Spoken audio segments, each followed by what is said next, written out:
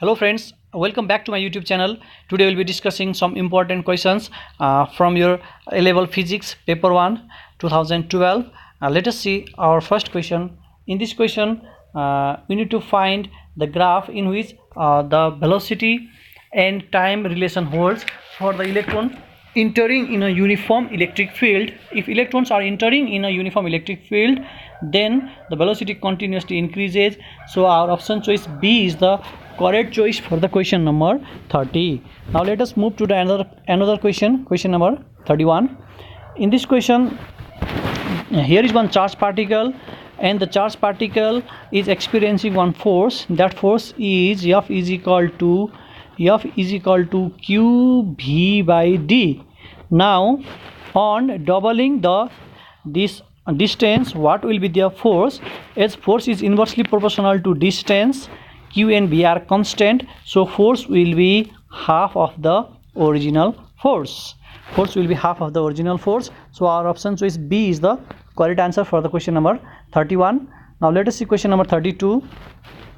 In this question we are provided with one wire. There are 2 points X and Y, and the potential difference between these 2 points is 20 volt, and in 15 seconds 12 joule of work is done. Because of that, we can write P is equal to I into V. We know that P is equal to I into V. P is 12 divided by 15. Power is work done divided by time taken, and voltage is already given there. On solving this, we will get our answer 0.04 ampere. P is equal to 12 divided by 15, and I is already given there. On solving this, we will get our current, and our answer will be 0.4. That is answer choice A is the correct answer for this question. Now let us move to the question number 33. This is so easy one. We have provided with length of the wire, diameter of the wire, and resistance. By using the formula R is equal to rho L by A, we can calculate our resistivity. R is already given, L is there. Area can be calculated by using formula pi d square by 4. Then we will get our resistivity rho, and our rho will be 1.6 into 10 to the power minus 8. So our option choice C is the correct answer for this question. We will get C.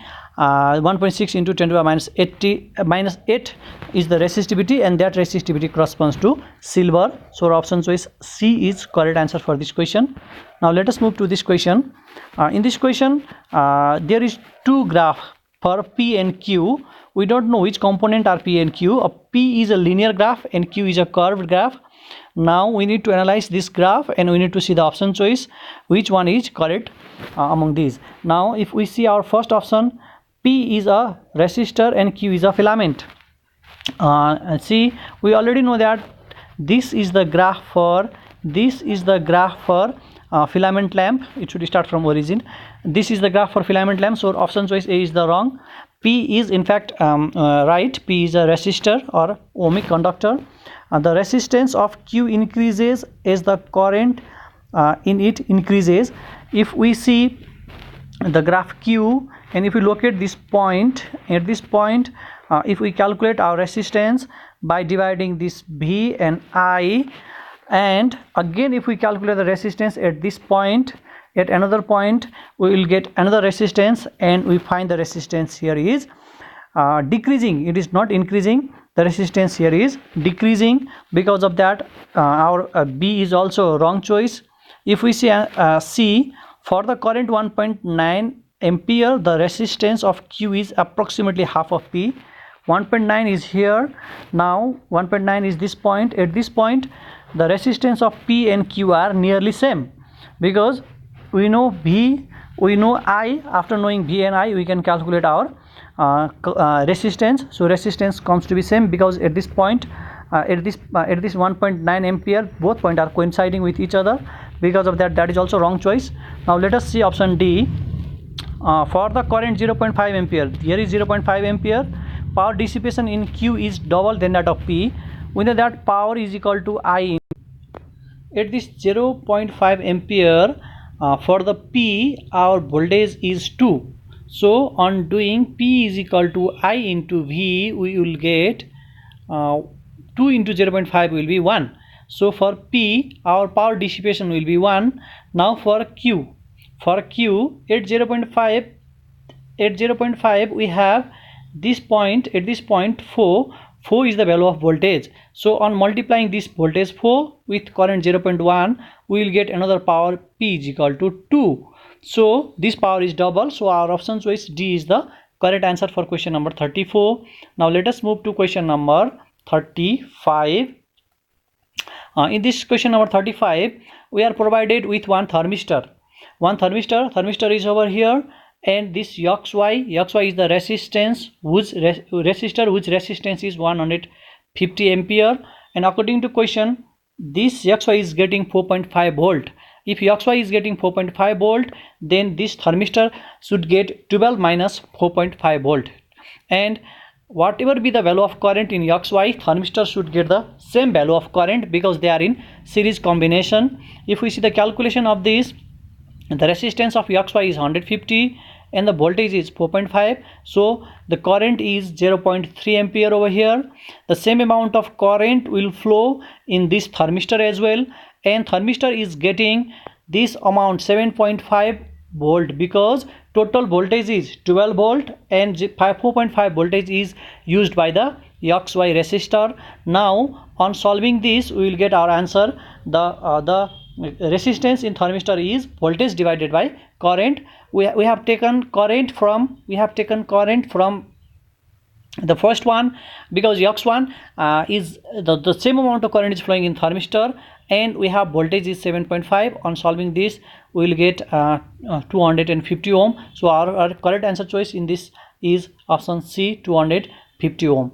Now let us see another question. In this question, we are provided with one variable resistor. This is variable resistor, and one ammeter, one voltmeter. According to this question, on changing the value of this variable resistor, on changing the value of this arrow resistor, what will be changed in ammeter and voltmeter? See, if this resistor variable is increased, it is not saying changing, it is saying increase. If the value of this is increased, then voltage over here increases. Because of that, voltage over here decreases. So voltmeter decreasing is in option B and C. So from option B and C, we will get our answer. Now if we see our ammeter reading, then the change in resistance here, in this branch will not change the resistance of this branch, neither it will change the voltage of this branch. Because of that, ammeter reading remains unchanged. So our option choice C is the correct answer for this question, option C, because ammeter reading is unchanged and the voltmeter reading here decreases because variable resistance is increasing. Because of increasing resistance, voltage or potential over there increases. Now let us see question number 37. 37 is the question from potentiometer.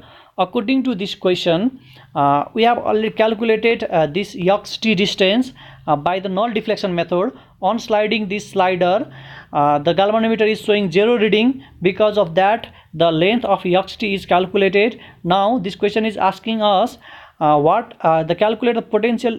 In order to calculate the length potential per unit length of xy, what must be known?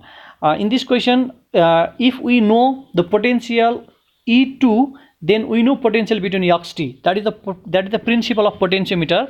The distance xt is already known. The length of xt is already known. If we know the length of xt, and if we know voltage or potential difference of xt, then we can easily calculate the potential difference per unit length of xt or xy.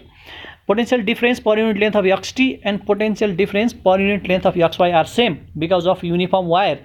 The length of xt is already calculated by the null deflection method, and whatever be the value of E2, the potential across xt will be also same. Now we know our voltage, we know our length. Voltage and length can be calculated. That is that after knowing voltage, after knowing E2. So our option choice B is the correct answer for this question. Option choice B is the correct answer. Thank you very much. See you. All the best.